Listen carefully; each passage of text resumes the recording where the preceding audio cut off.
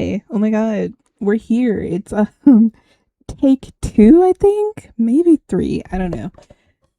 Cuz I'm trying once again to film Under Your Moon. Last time OBS messed me up royally and that sucked. So this time we're just going to try again. Under Your Moon was a game that was made in 10 days for Velox Fabula 2. And basically the premise is like it's an apocalypse, a cataclysmic apocalypse, and you're like the only person left. But then a mysterious person appears in your apartment, and then they disappear just as quickly. And it's like the first person you've seen in years, and it's like something's going on. What's going on? So yeah, I'm looking forward to playing this. I don't think this is going to be a long series at all. It's going to be like maybe 2 episodes, maybe 3. I don't know. There's 3 endings, but of course, I'm not really an ending chaser unless the video ends too quickly. And then I'm like, okay, let me go through this real quick. But yeah, that's it. And there's mini games as well, which is another thing that we got to deal with, which is why when OBS was like not showing the whole screen properly, and when my mouse was gone in the last episode or the last attempt, it was like, oh, okay, yeah, this isn't gonna work out. We gotta refilm all of this because the footage was not viable at all. But anyway, let's get started. Yay. What's your name? I don't know, man. I don't know. Yeah, that's it. You're gonna meet a stranger. What do they look like? Well, I have played this game before, but it was so long ago that I forgot everything. The last time I played, I went with the more androgynous stranger, but this time I wanted to do the more feminine presenting one. What are their pronouns? We can just stick with they, them. Yeah. Ugh, and I'm so mad because I did such a good job narrating last time. It was so moody and cool. It's been roughly 1,800 days of being entirely alone. You gave up on counting a long time ago, the exact number long lost in the shuffle of your mind. But you do know that there have been 59 full moons since then. There's no purpose in days of the week, dates, or even months anymore. Now, only seasons and moons carry weight. It's so much easier to track the moon. You drift aimlessly down the middle of the street. Absent are the people and cars that may have once filled the empty city. Despite knowing this with near certainty, having not seen another person in years, an odd, forbidden thrill still creeps up your spine as you trace your steps along the double yellow lines down the center of the cracking asphalt. It's become one of the small excitements you indulge in to keep yourself entertained, as is walking around in the darkness of night. Arriving at your apartment building, you pull your keys, laden with keychains and long navy blue collegiate lanyard from your pocket. You climb the 2 flights of stairs to your door, slide the key into the lock, and let yourself in. You give the lock a firm twist, and the bolt slides home, making a familiar and comforting thud. You hang your keys on the hook by the door. Some habits have simply held on. No matter how unnecessary, these simple rituals make you feel like you're still a person. Compared to the streets of the city, your apartment feels normal. Other than the lack of electricity rendering it darker and quieter without the overhead lights, the gentle buzz of the fridge, nothing inside your home. Wow, I did not read that right. And the gentle buzz of the fridge, nothing inside your home has drastically changed since the cataclysm. There's a dozen other places you could live in theory, nicer places even. Penthouse apartments, too many stairs, classic brownstones, stuffy and so hot in the summer, or one of the sprawling mansions on the outside of the city, creepy and way too big. Yeah, I imagine living in a mansion during like an apocalypse where you think you're the only person and then suddenly there's someone there and you didn't know they've always been there because it's just that big. Hell no. There was always a reason not to, some downside. The biggest one being, this apartment is yours. Cherished memories of your loved ones fill every crevice of the room, and being here feels like holding on to those memories, holding on to them. You head into the living room, gathering the books you've left scattered around, and light your candles as you go. Their dim, warm light reminds you of summer blackouts, of your parents and toasting marshmallows over questionably safe foods. Once you've cleared some of the mess, you find your current journal. You fill dozens, each one scavenged from the same bookstore 3 blocks away. Soon you'll need to seek another one, as the pages in this one are almost filled to the brim. On a new page, you jot down today's notes. The nearest grocery store is completely out of non-perishable food, a fact that would be more distressing if the smell of all the very perishable food hadn't become overwhelming moons ago. Usually, it's a challenge to name the events that differentiate your days, but today's different. Not because of your diminished food supply, but because of the final line you jot down in your entry. Tonight is the last full moon before the lunar eclipse. Without tracking dates or years, astronomical events have become your anniversaries, and tonight marks the second lunar eclipse since people began to disappear. You don't remember the early days of the cataclysm well, time having blurred many of its details, but you do remember that you didn't take the cataclysm seriously initially, primarily because you hadn't known anyone who disappeared. Not yet. That sounds like COVID. That's how a lot of people were treating COVID-19. Terrible. The next day, rumors flew that people were disappearing by the hundreds, perhaps thousands. When was this game made? It sounded too fantastical, and yet this fantasy had now become your reality. Let's see. Slipping off your shoes, you cross to your kitchen to get a drink. As you pass by, something flickers in your eye. Oh yeah, this game was made in 2024. But when you search for the source, you see nothing but your front door and the small table by it with a bowl and your keys inside. Frowning, you go back to the task at hand and... This is impossible. You can't be... You stumble backwards, shocked, and bump into the table behind you. Something shatters onto the floor, but you can't bring yourself to check what it is. There's someone here. Another person. Someone with dark hair that shifts to a shining red, with eyes piercingly blue as chips of ice. They look horrified, and as out of place as they are, something about them strikes a chord. Your heart races and your breath hitches. A thrum of familiarity vibrates through you from somewhere deep within your mind. When's the last time you felt such a rush? The last time you saw a person? Who are you? The words tear themselves free, sounding like a whispered shout. All breath. It hurts your throat. This hurts my throat. Me every time I have to read for an extended period of time. This hurts. Me? Who are you? How are you here? You're not supposed to be here. You gape at them. Question them, argue, threaten. No, because who are you? I live here. Where did you even come from? They start to answer you, their mouths opening slightly. And then they're gone. They don't glitch out of existence like those the cataclysm took. They simply aren't there anymore. And you're alone again. After a few moments of stunned silence, you remember the mess of something broken waiting for you. It sounded like ceramic or glass, and you sigh as you turn to clean it up. But there's nothing there. You search the floor and the table for whatever it is that could have broken. You rack your mind, but you can't remember what you may have had on that table that would have shattered. All you can conclude is that whatever it was had disappeared, just as the stranger had. Perhaps even glitched, although you've never seen nor heard of that happening with objects before. But then again, you also haven't had a person appear in your apartment either. Stranger things have happened. Waning gibbous.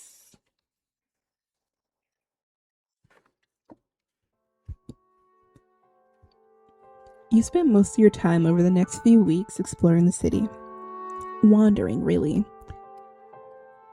After seeing the stranger appear in your apartment, it feels like something should be different, but everywhere you go feels the same. An eerie emptiness you can't mistake for anything else but solitude. You've always been a night owl, finding yourself energized during the twilight hours while everyone else slept. But in the first few months after the cataclysm, the night had been terrifying. It seemed to punctuate how isolated you were. And then one night you realized you're alone. There may have been things like wild animals in the night, but most of the dangers that lurked in a city after nightfall were undeniably human. Humans who, as far as you could tell, were now limited to only you. You'd begun to explore the city at night, every night. And in the darkness you found freedom. The moon's light, so very bright without the light pollution of the city, provided you with companionship. Under its silver-eyed watch, you maneuvered this new world with a new perspective. Even as the city slowly changed, the moon remained constant. As time was lost to you and became increasingly meaningless, the moon held its steady cycles and kept time for you. Nature reclaimed the city surprisingly quickly, with sidewalks cracking and giving way to weeds, then wildflowers and saplings. Buildings once damaged by drivers or pilots, suddenly taken by the cataclysm, crumbled in on themselves, and telephone wires and lights fell. Oh, I was wondering about that. I was like, how were buildings, destroyed just because people disappeared? It's because things were crashing into them. Makes sense. In the daylight, these changes are haunting, but in the night, they're merely shadows and texture in the dark. The moon and the night are your friends, as familiar to you as the cadence of your own breath. So, you notice when you peer up at the moon and the shadow that's begun to creep over it is more crimson than you expected. You're fairly certain it's not a blood moon. Is it because of the upcoming eclipse? Whatever the reason, it's enough to drive you back inside, cutting your nighttide promenade short. You learned rather quickly that a nervous and restless mind left to wander would begin to find meaning in anything. It had made the first moon phase, when you were entirely alone, nothing short of torture. And so, rather than leave matters to the whims of your loneliness, you channeled this need for answers into something where seeking signs and meaning made sense. Tarot. You sit on your bed to shuffle through your deck until the cards feel warm in your hands. The swirling designs on the back faded from handling and use. You lay out a simple spread on the blanket and survey the different symbols, piecing together reading in your mind. But as you fervently strive to decipher its meaning, the split makes no sense to you, for its message indicates a coming doom, new beginnings, and a great love. Things that, as far as you can tell, can't coexist. And things that, in this world, can't really exist at all. You sigh and scoop the cards back up, shuffling a few more times before returning your deck to its velvet bag. It doesn't always work. Obviously, this reading in particular is very off. There's no new beginnings in this world, only endings. There's no one around to form some great love with. And even if there was, you can't say you're particularly interested in loving someone just to be alone again when they inevitably glitch into nothingness. In Doom, well, that one's certainly plausible at least. Lately, you can't shake the memory of the stranger appearing in your apartment. It creates a tingle at the back of your neck, like being watched. And suddenly, every sound and movement feels suspect. You swear you've seen shadows gathering in the corners of your vision, not simply growing and casting as they do in the changing lights, but roiling. Has the cataclysm come for you? Is it finally your turn to glitch out of existence? What other reason could there be for these hallucinations taunting you and forcing you to remember the pain of loneliness and the suffocation of fear? Or perhaps the reason is simple. Perhaps you finally lost your sanity. After all, It's been a long time coming.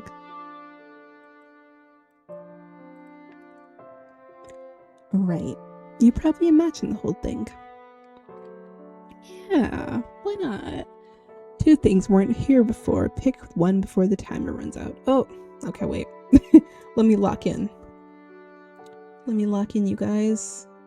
Ooh, we gotta lock in. Oh, hold on. A page I was trying to do something in just totally gonked out on me. Okay, lock in. That's the tarot. We just talked about that. So I guess... Oh, I ran out of time. I literally was clicking on it.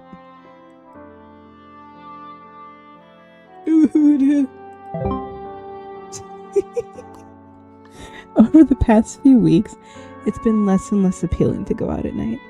The moon, your constant companion, feels wrong. It's difficult to pinpoint exactly what's off about the moon, but you know it begins with the red shadow, which you're certain has only grown more and more visible. The moonlight has always protected and calmed you. The moon that has always protected and calmed you no longer has that effect. It almost feels hostile. You know it's ridiculous, and yet you can't step outside without that ominous sensation prickling at your nape. You tried to ignore it for a while, but it's undeniable.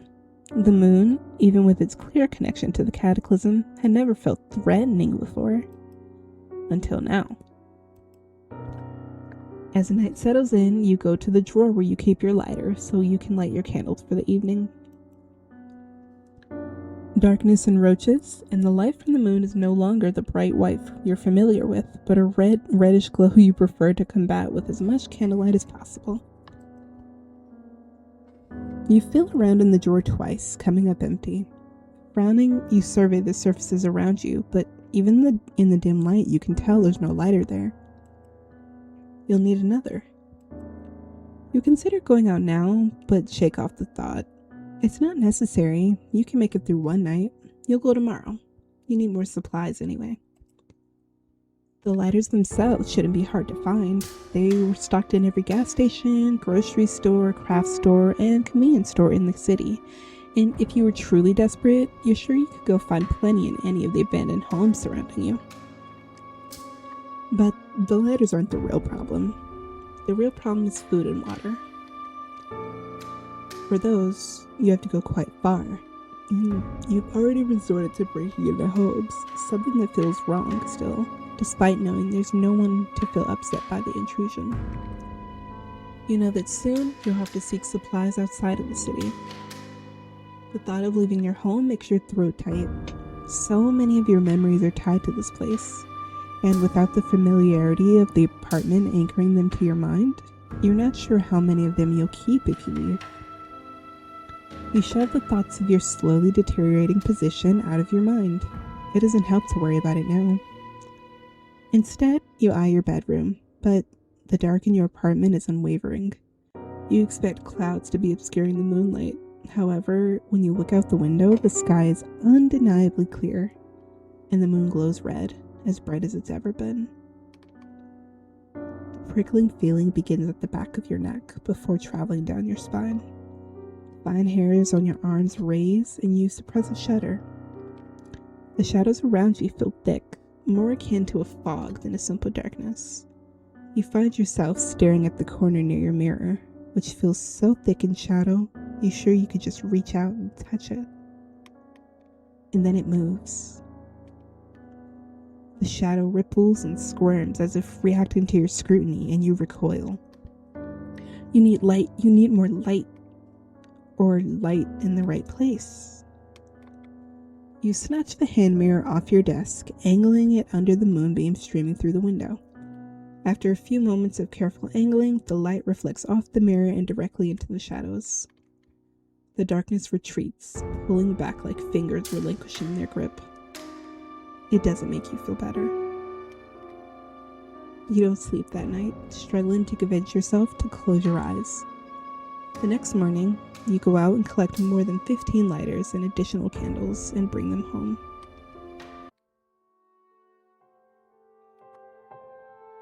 Okay. I think I'm gonna end it here. I think this is a good stopping point that we could like get rolling even more on the next one. But yeah, I'm enjoying it so far. I like a little atmospheric storytelling. This is fun. I can't wait to see what's going on because I forgot. If you like this episode, please like, subscribe, comments, tell me, I don't know, tell me what you ate for lunch. Tell me how your day is going. Tell me what you were doing while you were watching or listening to this video. Because I know for a fact that I don't just turn videos on to like watch dead set on. I'm always doing multiple things. So yeah, tell me that. What were you up to? And yeah, I hope you have a great rest of your day. I think it's Sunday. And I will see you in the next video, which will very likely be Wednesday. Thank you so much for watching, and I hope you have a good one. Bye!